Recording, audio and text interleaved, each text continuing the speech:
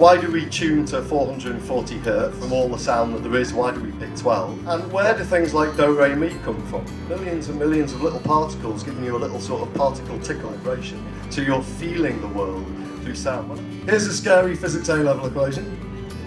But underneath it are all the different ways that the string can vibrate. That gives you the note that you're listening to, the rest gives you the flavour and the feel. Out of nature, every culture in the whole planet has found that note. I'm going to show you why you can't tune a guitar. That's it for the flip chart. Can I have a little round of applause? That's the language of transcendence. You're talking like Buddhist enlightenment here, but the path isn't the way, the path is music. If that could happen, first of all, how would you do it? Like, what steps would you take to get there? What would it be like? And key, has anyone in history claimed to have done it? Remember, you can't tune a guitar anyway.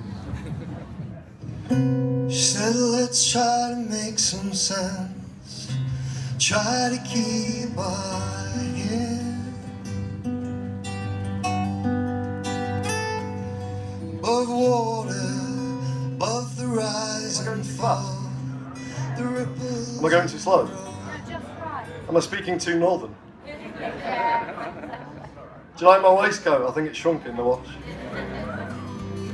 Is mathematics describing how music works, or is music describing how mathematics works? Or are both of them describing something else that is above and beyond each of them? The size of the overshoot is called the Pythagorean comma, and it was a problem for about 2,000 years.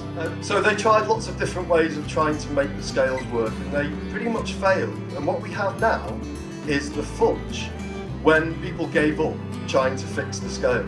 Beethoven himself said about the piano, it is and always will be a very disappointing instrument, and that's because the music he had in his head, he had no way of getting out. You have an emotional reaction to music, then musica instrumentalis and musica humana, we're okay with it. If music makes you cry, if it makes you happy, if it makes you sad, then that's what he's talking about. There's this sort of cosmic idea that sound created everything, but we now know through a lot of science, and I'll show you a little bit, sound is a sort of a fundamental organising principle of the universe. It gives structure to stuff.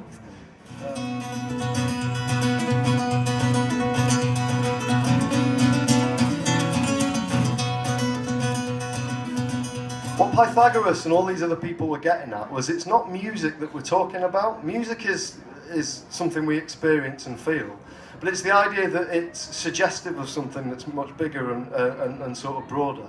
And these steps are this idea of taking us to that place. But the word music becomes sort of sidelined. It's like an activity we do and something we enjoy, and the word we're looking for is harmony.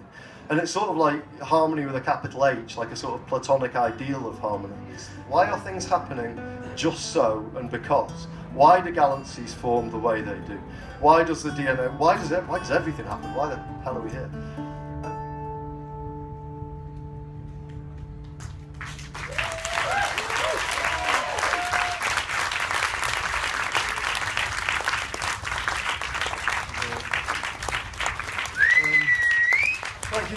Thank you.